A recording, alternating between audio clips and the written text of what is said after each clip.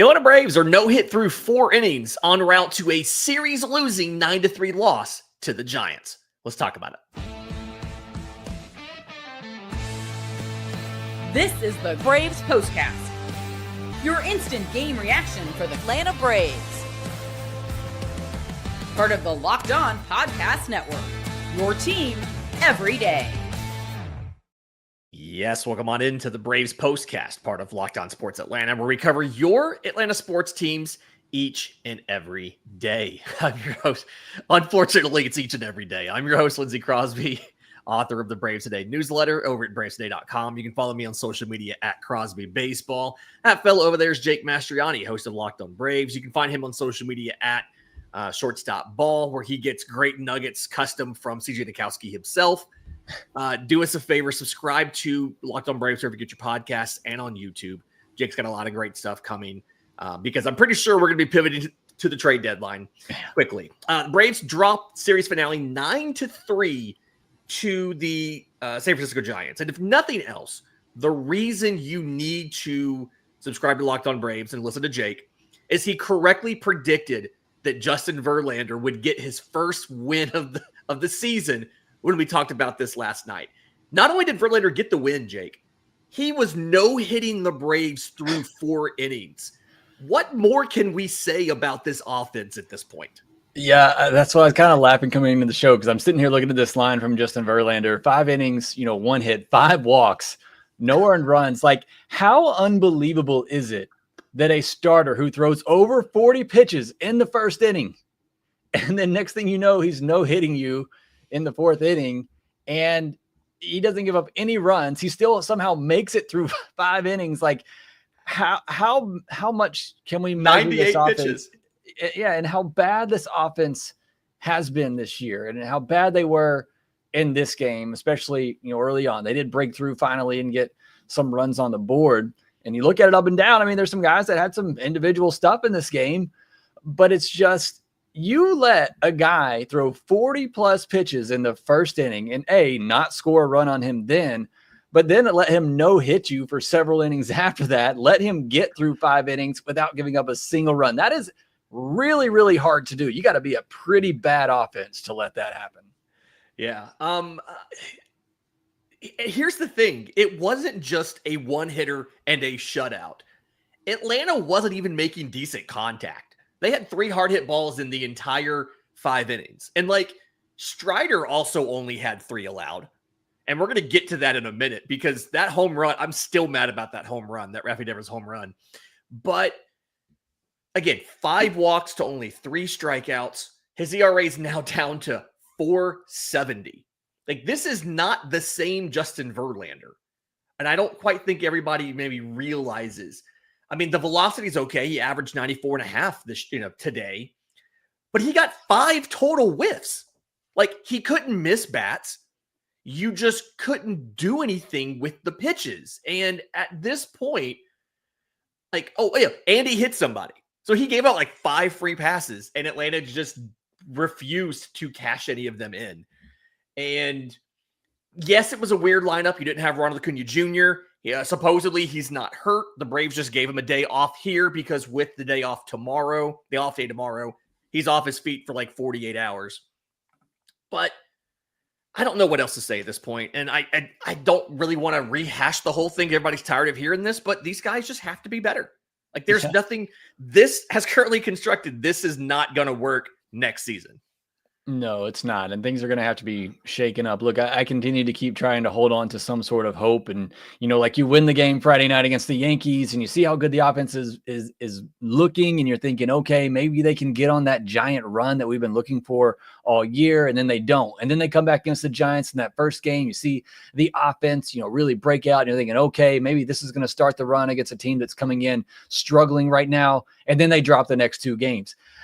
Again, I just think we're at the point where this team is bad, and there's no other way that we really can say it. It's just a bad team. Bad teams or good teams don't let things like this happen. They don't blow out a team on the first game of a series and then just get blown out the next 2 or lose in the fashion that they did on that Saturday against the Yankees. You had 2 series at home, yes, against above 500 teams, but you win the first game of both of those series, and you can't find a way to win one of the next two in what should have been some pretty favorable matchups for you. I mean, you didn't see Max Fried in that I was Yankee about series. to say, These two teams combined to have 4 all-star starting pitchers, and you didn't see any of the 4.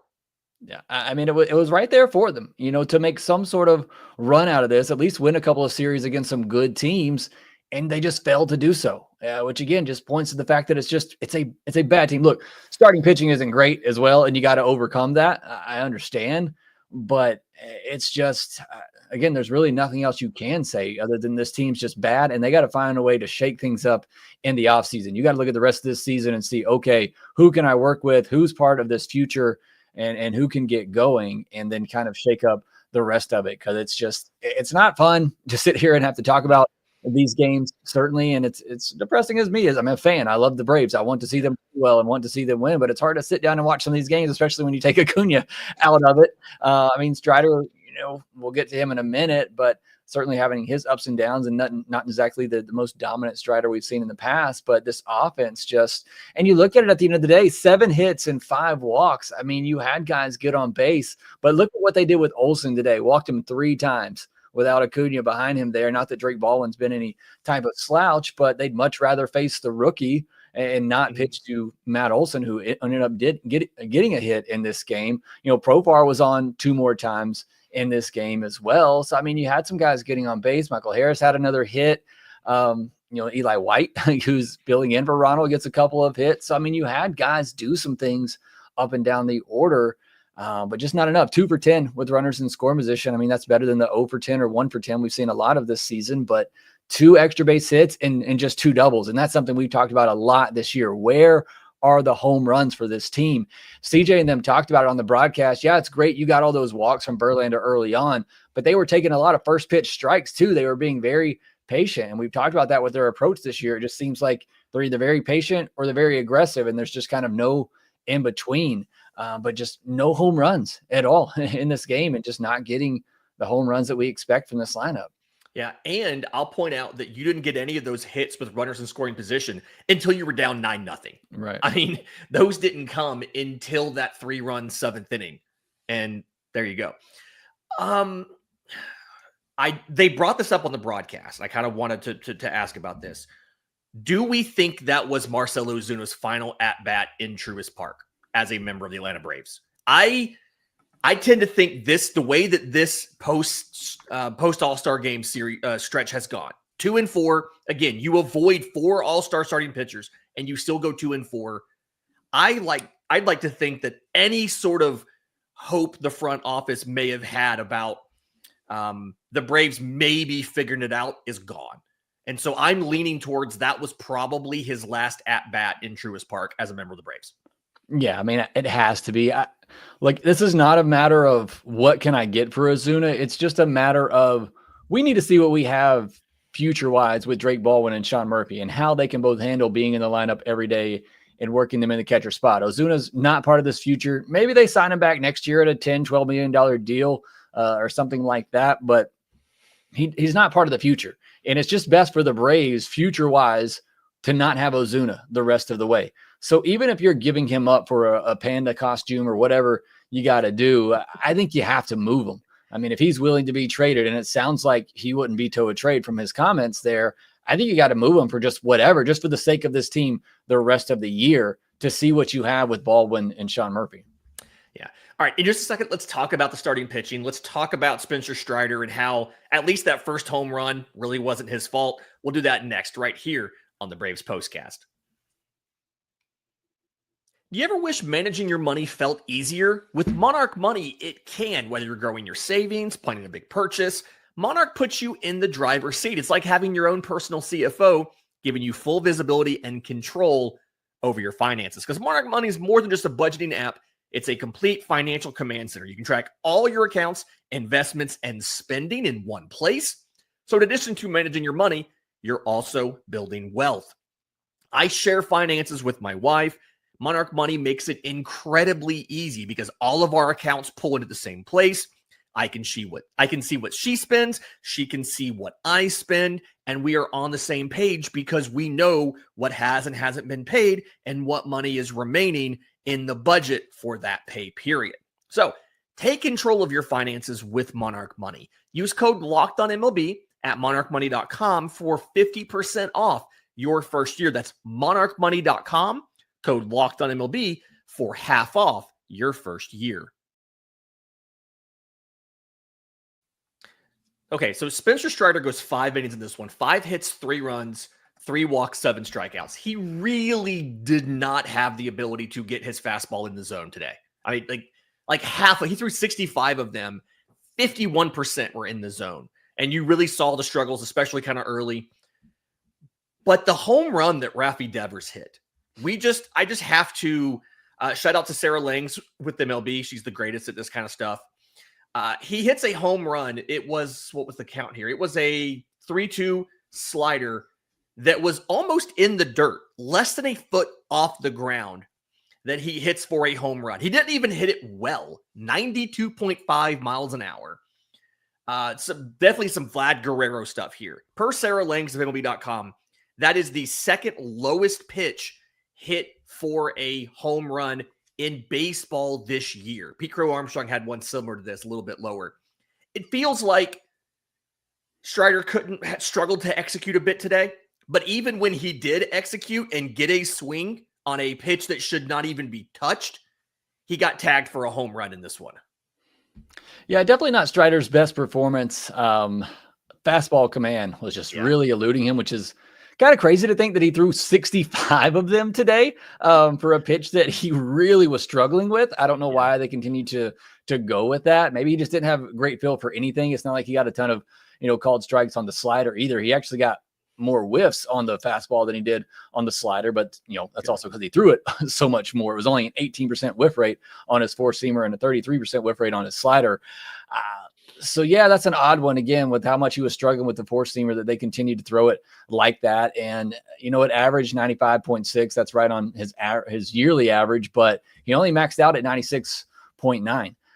So he was really having to get up to that velocity. You never know how these early morning games are going to affect pitchers too, not to make an excuse there, but you're out of routine. You gotta get up and get going early on, but it just wasn't there today. And look, I mean, like you said, if that for a normal human being, that's probably a pop up to right field. And maybe he gets through 5 scoreless in this one, but Rafael Devers is just, like Acuna, he's a unicorn. He's a freak of nature, and he's able to, get at least some of the barrel or a good part of the barrel on that baseball. And even at 92 miles per hour, he's able to get it out to the chop house there. So, I give Strider some credit that you only throw really 2 pitches, and one of them you just really didn't have command of at all, and you're still able to get through 5 innings, 3 earned runs. It's just once he hit that home run, with the way the Braves offense was, today and the day before, that was game. I mean, he still got 7 strikeouts on the day, only 3 hard hit balls, like you said, but just not great command of that fastball. And with this offense, I mean, you give up a home run like that and the game's pretty much over. Yeah. I'll say with Chapman's homer as well. I mean, it was a 2-1 count, fastball kind of up and away on the black. Not an amazing pitch, but not a bad pitch. And Matt Chapman just pokes it the opposite way for a home run. So that's also, I mean, just 2 home runs that I feel like a lot of baseball does not get 2 home runs in those 2 at-bats. But these 2 guys, these 2 guys just happen to kind of get it done there. Okay, so here's the thing. Atlanta now has a 9-game road trip at Rangers, at Royals, at Reds. And one of these is going to be in a racetrack, right? Do we have any expectations at this point for what the Braves do between now and the trade deadline? Like, is there anything that the Braves can do that can not change the trajectory this season, because that's over, but at the very least, is there anything that they can do that can give us some hope for 2026? Does it all depend on the returns that they get in the trades? Is there anything they can do on the field to give us fans a little bit of hope for next season? I mean, on the field, obviously you want to continue to see some better at bats, specifically from Ozzy and Michael Harris. Those are the 2 key guys going forward. I'm really interested to see after this trade deadline, do they then open it up to some of the young pitchers? Do they replace a Davis Daniel with a Hurston Waldrop? Does J.R. Ritchie get an opportunity maybe after another start or 2 at AAA? It feels like that a lot of teams might wait till after that trade deadline, in case any of those guys are involved in a trade or anything like that. So that's one thing that I'll be watching for as we, in the next week or two, as we get past the trade deadline, is do they start to give some of these younger starters a chance, and these guys like, Davis Daniels and Joey Wentz. Maybe there's something there with Joey Wentz. Do you kind of move on and see what you have with your younger starters? Maybe even a Bryce Elder, replace him, which I know you don't have that many guys that you can yeah. injuries, but the main point is just see what you got with some of these younger guys. As far as the trade deadline goes, just to unload it. I mean, these guys that you're not going to have, whether it's Ozuna, Iglesias, I'd try to move an Aaron Bummer if you can, but if the Braves don't use him in high leverage situations, how is that going to be attractive to other teams? But I'd like to get out of some of that money. Not that I think Aaron Bummer's all that bad, but anybody that's not part of your future, just ship them off for whatever you can. Maybe you get a lottery ticket, international prospect type of guy, whatever the case may be. It's not so much the return for me. It's just clearing ways for other players, players to see what they can do and if they're part of the future or not. That's really the one thing that I'll be looking for at the trade deadline is, can they clear up some space so that we can see some of these younger guys and see what the Braves have? Yeah. My thought process, I agree there. I want to see these young guys get a chance. I am a little hurt that we're both Auburn guys and you didn't mention Blake Burkhalter as somebody who needs to get some playing time. Yeah. Hurts me a little bit. But no, I agree on Aaron Bummer. I don't think everybody realizes $9.5 million salary for next year. It goes up by like $6 million. And Atlanta has had, I believe it's per either StatCast or Defensive Run Saved, has had the best infield defense in baseball this year. And if what Aaron Bummer does, inducing a lot of ground balls, letting it get put into play, but weak ground ball contact, if Atlanta can't seem to convert that into preventing runs, no other team's going to be able to do it, but maybe somebody thinks they can.